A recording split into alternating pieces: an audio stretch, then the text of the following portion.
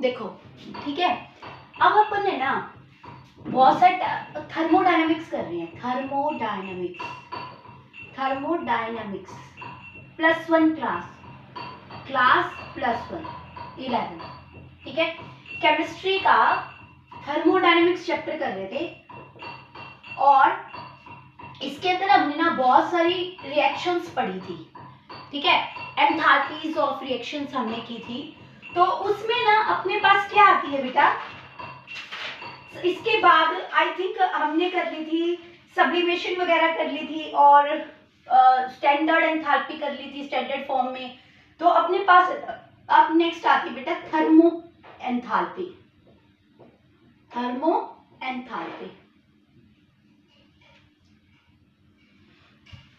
तो thermo enthalpy क्या कहती है भाई, थर्मो एंथैल्पी कहती है, थर्मो मतलब क्या होती है बेटा, हीट, ठीक है।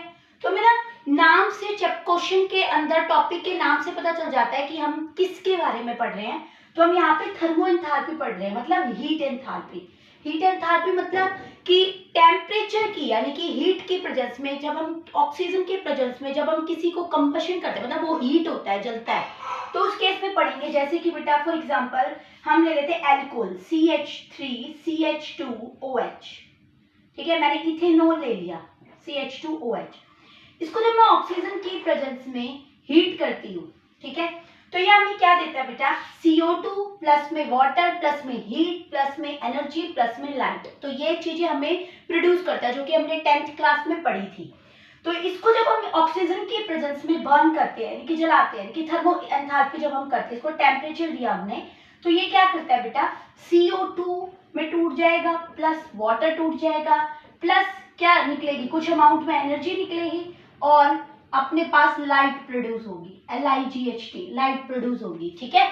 तो अब देखो इसको बैलेंस करते हैं, तो देखो इधर कितने कार्बन है, 2 है, CH3CH2OH, 2 कार्बन है। तो कार्बन को बैलेंस करने के लिए मैंने इसको 2 से मल्टीप्लाई कर दिया, ठीक है। अब हम क्या करें, हमें करना है किसको बैलेंस, हाइड्रोजन को। 3 और 2 5 और 1 6 हाइड्रोजन है, यहाँ पे कितने हैं, 2। इसको मैं कितने से मल्टीप्लाई कर दूं, 3 से, तो 3 वाटर मॉलिक्यूल हो जाएंगे। अब ऑक्सीजन को काउंट करो तो 2 दूनी 4 तो यहाँ पे और 3 यहाँ पे, 4 और 3 कितने हो गए बेटा, 7। तो 7 करने के लिए मैं इसको क्या करूं, इसको 7 कैसे ला सकती हूँ, मैं इसको 7/2 से मल्टीप्लाई कर दूं तो 2 से 2 कैंसिल हो जाएगा और ऑक्सीजन आ जाएगी बेटा 7। तो यहाँ पे इसके अंदर हमें क्या करना पड़ता है, देखो हमने इसको हीट दिया तब ये हमें बना के देता है दिस, ठीक है। तो इसको हम बोलते हैं थर्मो एंथैल्पी। थर्मो एंथैल्पी में जैसे हमने एंथैल्पी ऑफ रिएक्शंस की थी, सेम वैसे इसके अंदर बना कि जितनी प्रोडक्ट की एंथैल्पी आएगी उसका सम कर देते हैं और जितनी रिएक्टेंट की एंथैल्पी आएगी ना उसके सम को हम प्रोडक्ट की एंथैल्पी के सम में से क्या कर देंगे, सब्ट्रैक्ट कर देंगे, तो हमारे पास रिएक्शन की एंथैल्पी आ जाएगी, ठीक है। अब ये इसके अंदर ना कुछ नेसेसरी कंडीशन है। पहली नेसेसरी कंडीशन क्या कहता है थर्मो एंथैल्पी के अंदर बेटा, कि आपके जो रिएक्शन है ना, गिवन रिएक्शन है, वो बैलेंस होनी चाहिए। बैलेंस होनी चाहिए मतलब कि जितने रिएक्टेंट की साइड एटम्स या एलिमेंट्स प्रेजेंट है उतने ही हमारे पास प्रोडक्ट की साइड प्रेजेंट होने चाहिए, ठीक है। दूसरी इसकी नेसेसरी कंडीशन क्या कहता है, पहली तो कहता है बेटा रिएक्शन अपने पास क्या होनी चाहिए, बैलेंस होनी चाहिए, रिएक्शन बैलेंस्ड होनी चाहिए, बैलेंस्ड। और दूसरी वो हमें क्या कहता है कि अपने पास जिस, मान लिया फॉर एग्जांपल, आपको एग्जांपल देके समझाती हूँ, जैसे सी कार्बन को ऑक्सीजन के साथ बर्न करते हैं, मतलब रिएक्शन करते हैं, तो ये CO2 बनाता है। इस केस में कितनी अमाउंट ऑफ एनर्जी प्रोड्यूस होती है बेटा, एनर्जी प्रोड्यूस होती है -373 किलो जूल पर मोल, इसमें एनर्जी प्रोड्यूस होती है, निकलती है, ठीक है। तो अगर एक कार्बन को ऑक्सीजन के प्रेजेंस में हम थर्मल एंथैल्पी करते हैं, मतलब उसको रिएक्शन करवाते हैं, तो वो CO2 का 1 मोल देता है। लेकिन अगर मैं 2 कार्बन को बर्न करूं तो मुझे ऑक्सीजन के भी 2 ही मॉलिक्यूल चाहिए, तो मुझे यहाँ पे कितने मॉलिक्यूल ऑफ CO2 मिलेंगे, 2। तो उस केस में एनर्जी भी अपने पास डबल हो जाएगी। डबल मतलब कि जितने मोल में एक कार्बन के ऑक्सीजन को, जब एक कार्बन ऑक्सीजन के मॉलिक्यूल के साथ करके CO2 का 1 मोल बनाता है तो एनर्जी चाहिए 373 किलो जूल पर मोल।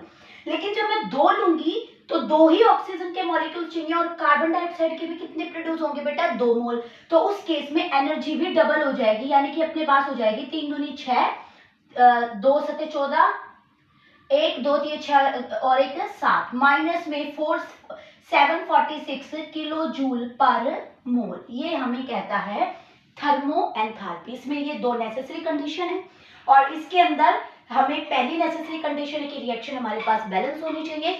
दूसरी नेसेसरी कंडीशन है कि एक मोल किसी भी कंपाउंड को बनाने के लिए जितने अमाउंट ऑफ एनर्जी चाहिए, जब हमें उसके 2 मोल को बनाने के लिए चाहिए तो उस एनर्जी का भी वो क्या हो जाएगा बेटा, डबल हो जाएगा। तो एनर्जी पर भी हमें उस नंबर से उसके ऊपर क्या करना पड़ेगा, मल्टीप्लाई करना पड़ेगा। तो ये दो नेसेसरी कंडीशन है जो हम थर्मो एंथैल्पी में लेकर चलते हैं, ठीक है। फिर उसके बाद आपकी नेक्स्ट आती है बेटा, इसके बाद आपकी नेक्स्ट है बेटा हेस्ला आता है, हेस्ला। तो इसको मैं रब कर रही हूं। ये थी आपकी thermal enthalpy of reaction. Reaction निकालने के लिए सेम वही sum of the enthalpies of product minus में sum of the enthalpy of reactant, तो अपने पास रिएक्शन की ओवरऑल एनर्जी आ जाएगी। अब अपने पास आता है नेक्स्ट हेस्ला, ठीक है, हेस्ला। हेस्ला तो हेस्ला क्या कहता है, हेस्ला कहता है कि मान लिया मेरे पास A है, वो B पे पहुंचा, कि मुझे A से B मिला। A मैंने कोई भी रिएक्टेंट लिया था, उसको मैंने B प्रोडक्ट में कन्वर्ट कर दिया। तो इस A रिएक्टेंट को B में पहुंचने के लिए हम बहुत सारे इंटरमीडिएट स्टेप्स बना सकते हैं, जैसे कि ये पहले मैं इसको C में कन्वर्ट करूं, फिर इस C को मैं D में कन्वर्ट करूं, फिर इस D को मैं B में कन्वर्ट करूं। तो इस A को B तक पहुंचने के लिए हमने कितने इंटरमीडिएट स्टेप्स बना दिए बेटा, 3, ठीक है। दूसरा हम स्टेप यहाँ पे ऐसे भी बना सकते हैं कि पहले मैंने C पे पहुंची, फिर C से मैं B पहुंच गई, ठीक है। तो इसके अंदर मैंने कितने इंटरमीडिएट स्टेप बना दिए, 2। और यहाँ पे हम डायरेक्ट इंटरमीडिएट स्टेट बनाते हैं, ठीक है। तो जब A C में बदला तब टोटल एनर्जी मान लिया अपने पास H1 है, डेल H1। फिर ये यहाँ से C से B में पहुंचा, तो मान लिया मेरे पास, देखो C मैंने यहाँ ले रखा है, इसको मैं E ले लेती हूँ, अलग अलग हो जाएंगे। E से B में पहुंचा तो मान लिया मैंने इसको ले लिया बेटा डेल H2, ठीक है। और A से जब वो C में पहुंचा तो मैंने ले लिया, मान लिया इस एंथैल्पी को मैंने मान लिया डेल H3। हम डैश से भी रिप्रेजेंट कर सकते हैं कि del H dash, double dash, triple dash, या ABC, del HA, del HB, del HC, मतलब किसी भी सिंबल से आप इसको रिप्रेजेंट करो, पर आपको डेल H तो लगाना पड़ेगा क्योंकि एंथैल्पी, चेंज इन एंथैल्पी का सिंबल है ये। जब मैं C से D में पहुंची तो मान लिया यहाँ पे एंथैल्पी एक्सचेंज हो रही है बेटा डेल H4 और यहाँ पे हो रही है बेटा डेल H5, और ये अपने पास एंथैल्पी ऑफ फॉर्मेशन है यानी कि डेल FH है। तो हेस्ला ये कहता है बेटा जो मेन रिएक्शन की एंथैल्पी है ना वो किसके बराबर होगी, यानी कि डेल, मैं यहाँ पे दो इक्वेशन से प्रूव करती हूँ, del FH enthalpy of formation A से जब रिएक्टेंट A जब प्रोडक्ट B में पहुंचा तो वो 2 स्टेप से जा सकता है, एक तो वो ये वाला पाथ अपना सकता है और एक वो E वाला पाथ अपना सकता है। तो दोनों के हिसाब से निकालती हूँ। मैं यहाँ पे चल रही हूँ बेटा पाथ 1 में नीचे वाला लेके चलती हूँ। तो जो इसके लिए एंथैल्पी ऑफ फॉर्मेशन होगी वो किसके बराबर होगी, इसकी एंथैल्पी प्लस इसकी एंथैल्पी प्लस इसकी एंथैल्पी, यानी कि sum of the enthalpies of intermediate steps के। तो डेल FH किसके बराबर होगा बेटा, del H3 plus del H4 plus del H5, ठीक है।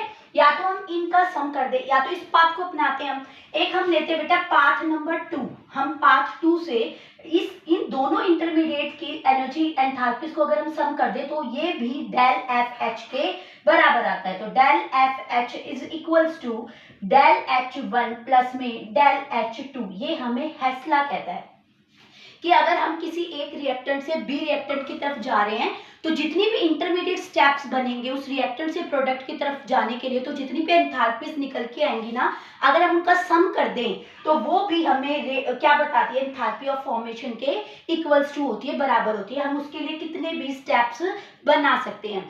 मतलब A से मुझे B में पहुंचने के लिए हमारे पास 2 पाथ मान लिए मैंने बना दिए, मैं 5 भी ले सकती थी इसमें, 3 की बजाय 4 भी स्टेप ले सकती हूँ, 6 भी ले सकती हूँ। मतलब किसी भी रिएक्शन को हम अलग अलग तरीके से कर सकते हैं कि मान लिया मुझे एक रिएक्टेंट से कोई भी प्रोडक्ट भी बन रहा है तो जरूरी नहीं है कि हम उसको डायरेक्ट बनाएं, उसको डायरेक्ट बनाने की बजाय हम अलग अलग स्टेप्स ले सकते हैं कि पहले हमने A को किसी में कन्वर्ट किया, फिर उसको मैंने किसी दूसरे में कन्वर्ट कर दिया, फिर उससे मुझे कोई भी B प्रोडक्ट मिल रहा है, ठीक है। तो एक प्रोडक्ट तक पहुंचने के लिए जरूरी नहीं है कि अपने पास एक ही स्टेप को पाथ अलग अलग हो सकते हैं, वो पाथ अपने पास बड़ा हो सकता है और वो पाथ अपने पास छोटा हो सकता है, लेकिन कहने का ये मतलब है कि ओवरऑल जो अपने पास rate of formation of enthalpy आएगी वो किसके बराबर होगी, उन सभी इंटरमीडिएट स्टेप के समअप के बराबर होती है। ठीक है, तो ये हमें कौन कहता है बेटा, हेस्ला कहता है। तो ये आज अपने पास था, एक तो अपने पास अपन ने किया थर्मल एंथैल्पी और दूसरा अपन ने किया है हेस्ला, और एक और करेंगे हम यहाँ पे एंथैल्पी ऑफ कंबशन करेंगे, इससे नेक्स्ट वीडियो में आपको बना के देती हूँ उसको।